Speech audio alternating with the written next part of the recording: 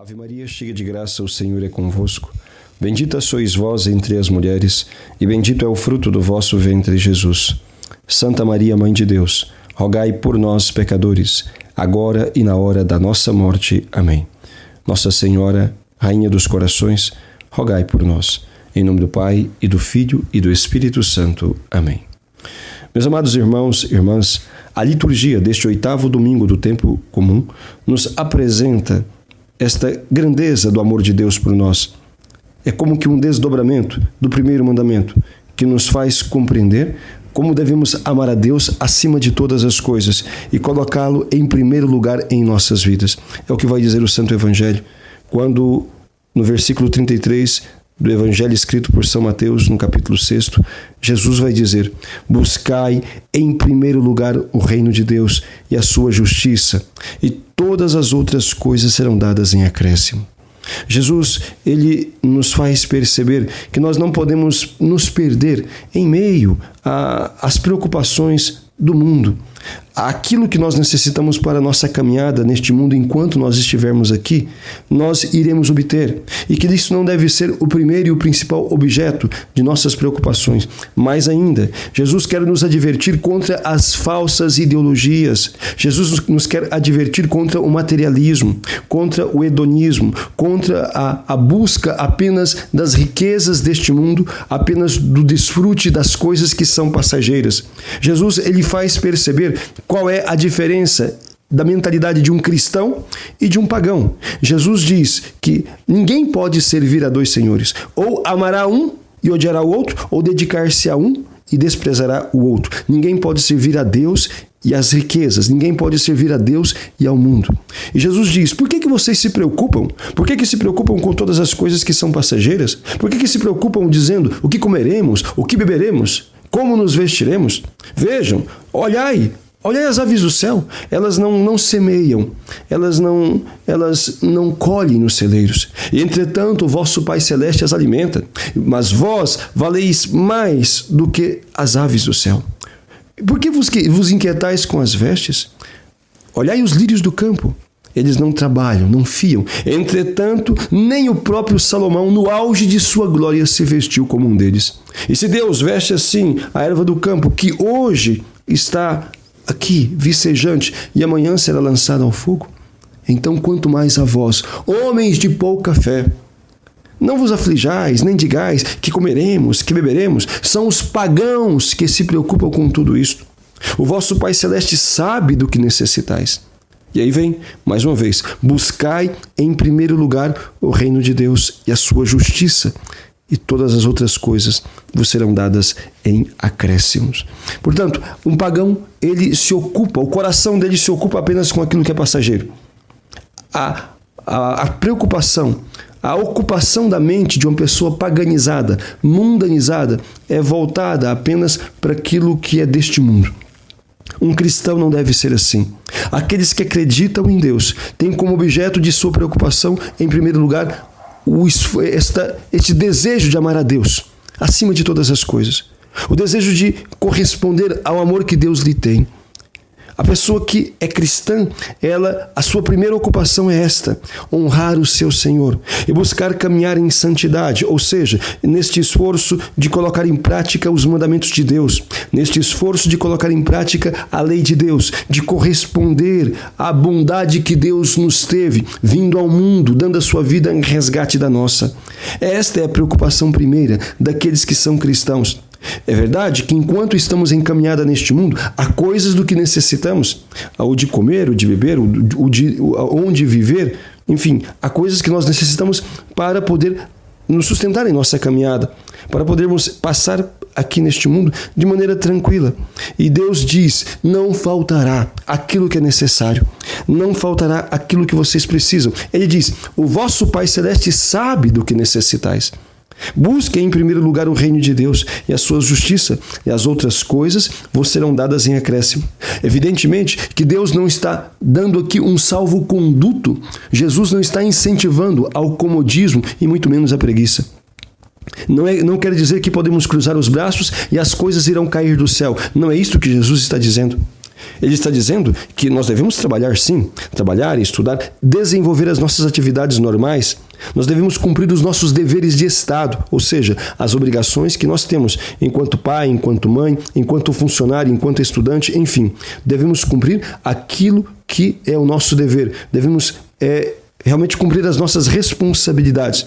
O que Jesus está dizendo-nos é que nós devemos, fazendo a nossa parte, devemos colocar a nossa confiança em Deus, que aquilo que é necessário não nos faltará. Deus nos dará o necessário. Mas por que as pessoas se inquietam? Por que as pessoas, elas então se angustiam? Porque tantas vezes não têm o que gostariam de ter. Então, ou porque querem mais do que aquilo que já possuem.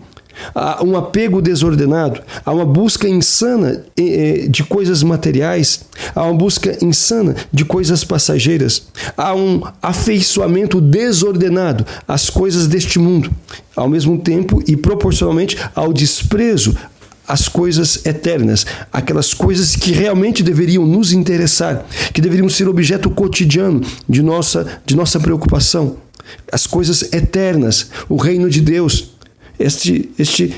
Essa determinação de amar a Deus sobre todas as coisas e de ajudar aqueles que nos circundam a fazer o mesmo, os nossos filhos, os nossos pais, os nossos irmãos, as pessoas com quem trabalhamos, as pessoas com quem dividimos, enfim, a nossa vida. Deveria ser objeto de nossa contínua preocupação toda esta meta de amar a Deus acima de todas as coisas e também ajudar os outros a fazê-lo para o bem e a felicidade de cada ser humano, para o bem e a felicidade de cada pessoa. Alguém que é convencido do amor que Deus lhe tem, alguém que é convencido da obra salvífica que Deus operou em favor de toda a humanidade, ele não pode ficar, portanto, indiferente ao grande projeto que Deus tem para cada um de nós. Deus quer a nossa salvação. Deus quer a nossa felicidade eterna. Se nós não nos convencermos disto profundamente, nós iremos continuar tendo atitudes equivocadas, nós continuaremos tendo escolhas erradas. Por que as pessoas hoje estão cada vez mais mundanas? Por que as pessoas estão cada vez mais materialistas, mais egoístas, cada vez mais chafundadas no pecado e nos vícios? Porque as pessoas, elas não se convenceram que o amor a Deus acima de todas as coisas, que a santidade, que este chamado que Deus nos faz, a vida em comunhão com Ele, é o que realmente nos tornará pessoas felizes. As pessoas não se convenceram desta verdade. De tal forma o inimigo, de tal forma o demônio trabalha e vai cegando as pessoas, vai trabalhando para que elas possam então afeiçoar o seu coração de maneira desordenada às coisas passageiras, que elas se tornam tantas vezes incapazes de enxergar o óbvio. E o óbvio é isto, que o amor a Deus sobre todas as coisas nos tornará pessoas melhores, pessoas felizes, pessoas realizadas.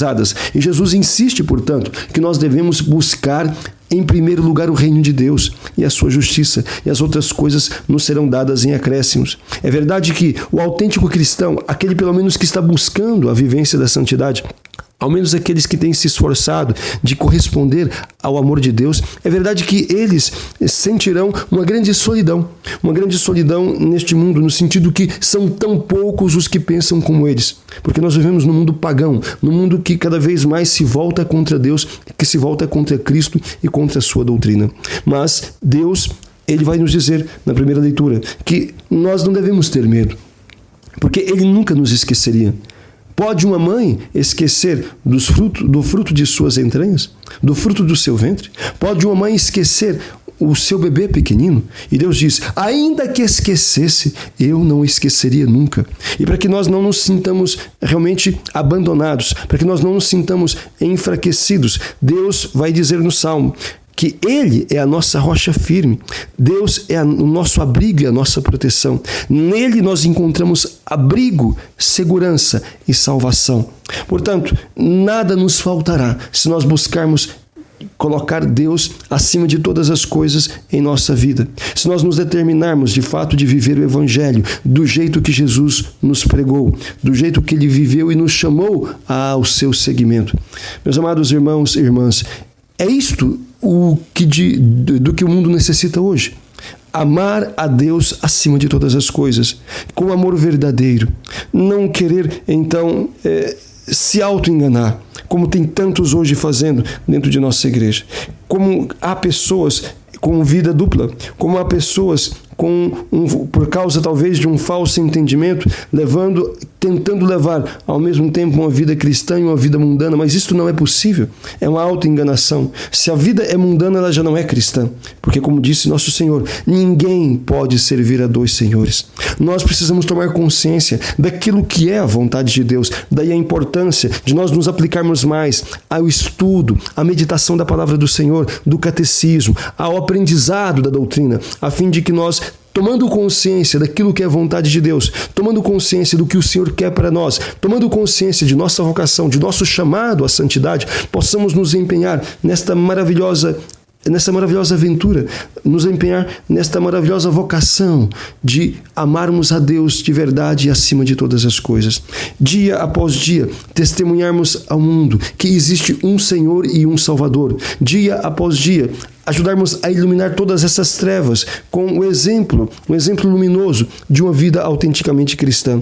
Irmãos, todos nós somos fracos, mas se nós buscarmos fazer o que Deus nos determina, Ele mesmo nos fortalecerá. Ele é a cura para os nossos vícios. Ele é a superação de nossos pecados. Ele é o reforço daquilo que de bom Ele mesmo plantou em nós. Ele é aquele que nos sustentará e que nos conduzirá pelas mãos, se nós nele colocarmos a esperança. Nós não podemos, portanto, esperar que a nossa caminhada neste mundo será algo tranquilo, não será. A nossa vida, enquanto nós estivermos em caminhada, será um contínuo combate, será uma contínua peleja, será esta contínua situação de batalha espiritual. Mas nós, em Deus, somos mais do que vencedores. Deus não deixa se confundir aqueles que põem nele a sua esperança. Ele, como diz o Salmo, é a nossa rocha firme, é a nossa segurança. E, meus irmãos, é necessário que nós, portanto, nos deixemos conduzir pelo Senhor, porque aqueles a quem Deus apacenta, nada lhes falta. Não é o que diz o Salmo 22 ou 23? Então, o Senhor é meu pastor e nada me faltará? É a mesma coisa que Jesus repete no Evangelho. Se Deus for o nosso pastor, se Deus for aquele que nos conduz, se nós o colocarmos em primeiro lugar em nossas vidas, nada daquilo que nós necessitamos faltará. E nós não devemos pensar que os planos de Deus ou a vontade dele sempre coincide com a nossa. Na verdade, não é assim.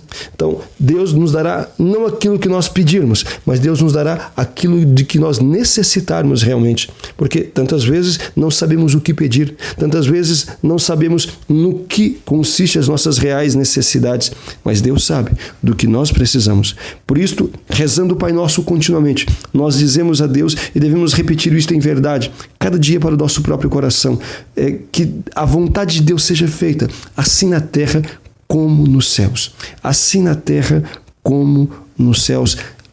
Na nossa vida se faça a vontade de Deus, nosso Senhor. Meus amados irmãos e irmãs, busquemos amar a Deus acima de todas as coisas. Coloquemos a sua vontade como ali o ponto propulsor, como a meta para a nossa busca cotidiana.